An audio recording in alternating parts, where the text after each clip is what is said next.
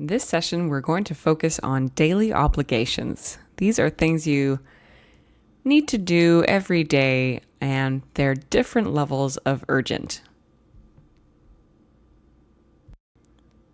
You may have seen these words before somewhere. Should, have to, and need to. These are called modal auxiliary verbs, and they're generally modal verbs of necessity. So these are things that are crucial and urgent to do. Now, I said these were urgent, but really there are different levels of urgency that we can look at. So I should do some work today. Generally, this is less urgent. Have to, he has to write a paper tonight. That is more urgent, and if he doesn't write the paper, there might be consequences. We need to be more organized. This is a good idea going forward in the future. So let's start with should and its basic structure.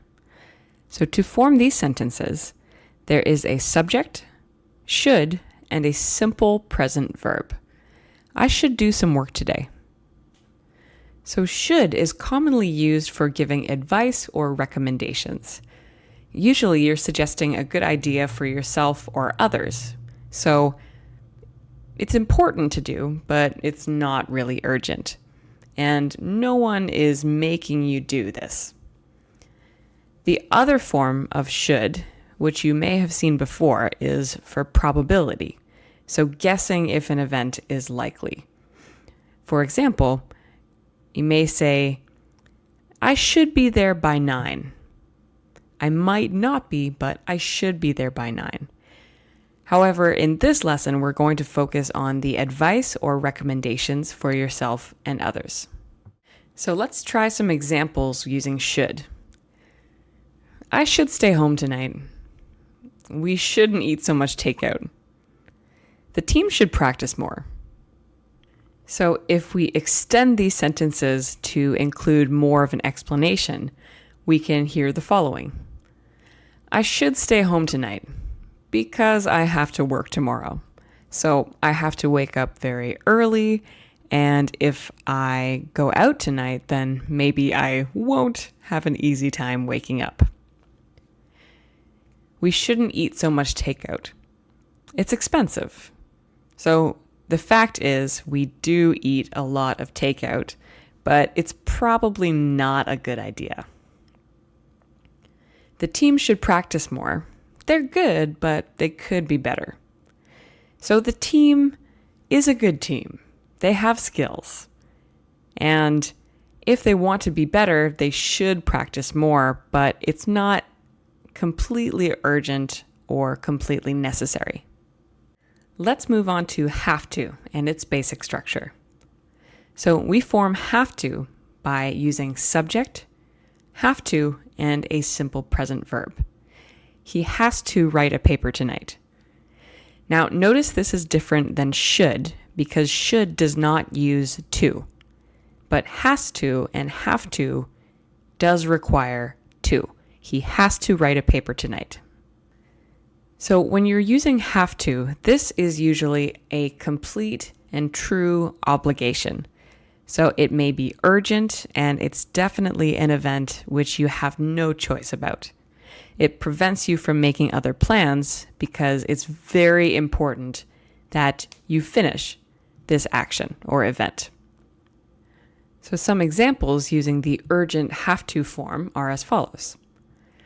I have to drive my friend to the airport tomorrow. We have to be there at 9 a.m. You don't have to do the dishes.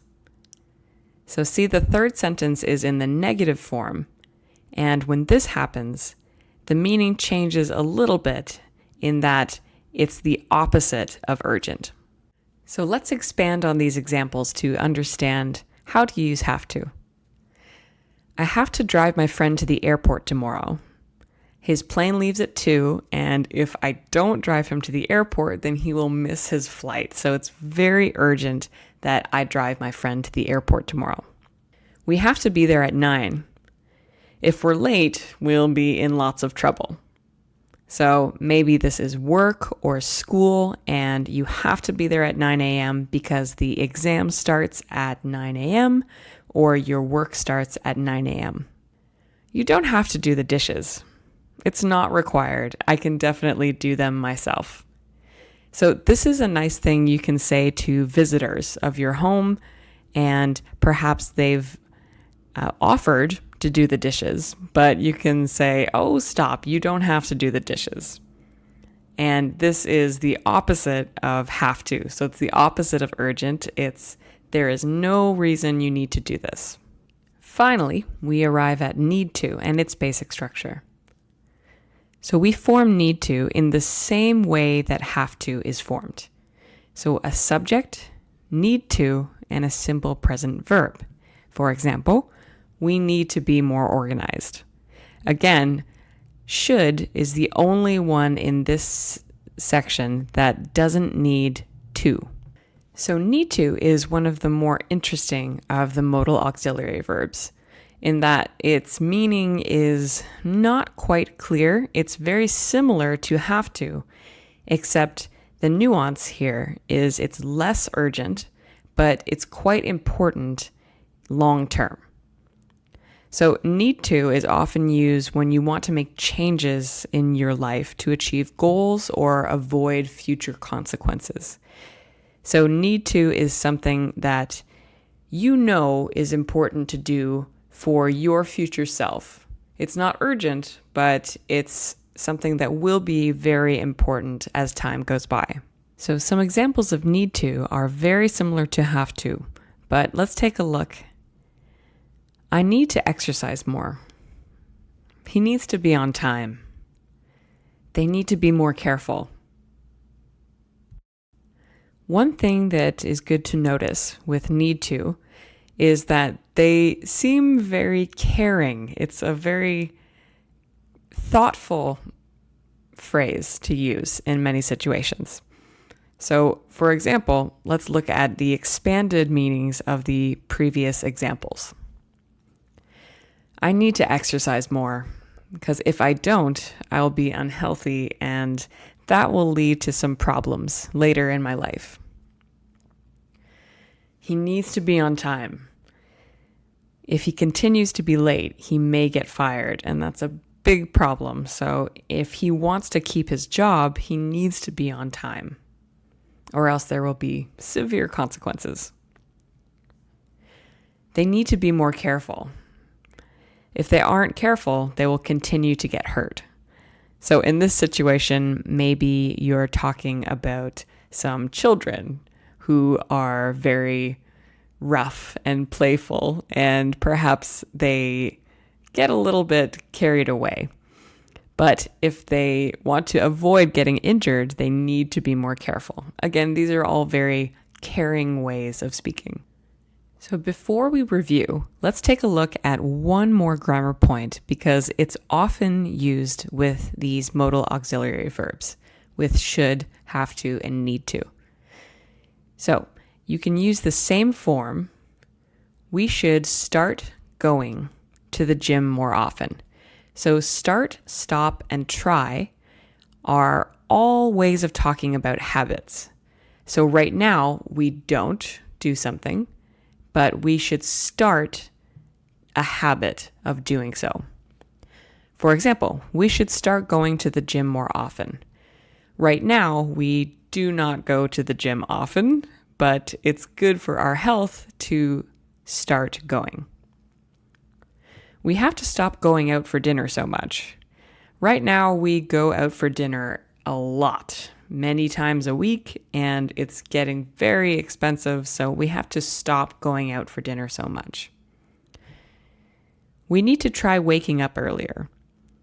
So right now, we sleep in very late, and we are not feeling healthy. So if we want to feel more alert and we want to feel healthier, we need to try waking up earlier. So all of these are ways of talking about habits, which is a common use of should, have to, and need to. So let's practice. Our first situation is with making a dentist appointment. So we have 3 different sentences of different urgency. They're all the same sentence, but they have different nuances. So please try to find whether should, have to, or need to are best in each situation. So the first one, book a dentist appointment. I already have a cavity. The second, I want my teeth to continue to be healthy. The third, it's been a few months since I've been to the dentist. Okay, let's take a look at the answers. I have to book a dentist appointment soon. So I already have a cavity. There is already a problem, and it's quite urgent that I book a dentist appointment. I need to book a dentist appointment. I want my teeth to continue to be healthy. So in this situation, it's not too urgent, but for your long-term health, you want to make sure your teeth are being taken care of. So I need to book a dentist appointment. This is good for long-term. I should book a dentist appointment. It's been a few months and my regularly scheduled checkup is coming up, so I should book a dentist appointment, but it's not super urgent. So let's try a full conversation. So we're going to use should, have to, and need to chat with a coworker after work about obligations. So things you have to do. So try using should, have to, and need to, and take a look at the hints in the brackets. So something's a good idea, something's urgent, something's an important change, and again, something is a good idea. So take a second, maybe pause the video. Okay, let's look at the answers. We should get a drink tonight. I can't. I have to finish this project by midnight. You haven't finished yet? I know, I need to be more organized or I won't get promoted. You should try and ask for more time. So take a look at the first one. We should get a drink. It's a suggestion. You're not required to, but his coworker is just suggesting that it would be fun to get a drink. I have to finish this project by midnight. There is a deadline and it's very urgent that this project be done. I need to be more organized or I won't get promoted. So in the future, this person is looking for a promotion. But if they don't change their habits, then it's unlikely that that will happen. So this is important, not urgent, but this is important for the future. You should try and ask for more time. This is, again, a suggestion, something, a good idea that the other coworker should consider. So let's read that one more time. We should get a drink tonight. I can't. I have to finish this project by midnight. You haven't finished yet. I know. I need to be more organized or I won't get promoted. You should try and ask for more time. Amazing job. So now I hope you are more comfortable using should, have to, and need to when you're talking about daily obligations in your life or some habits you would like to build.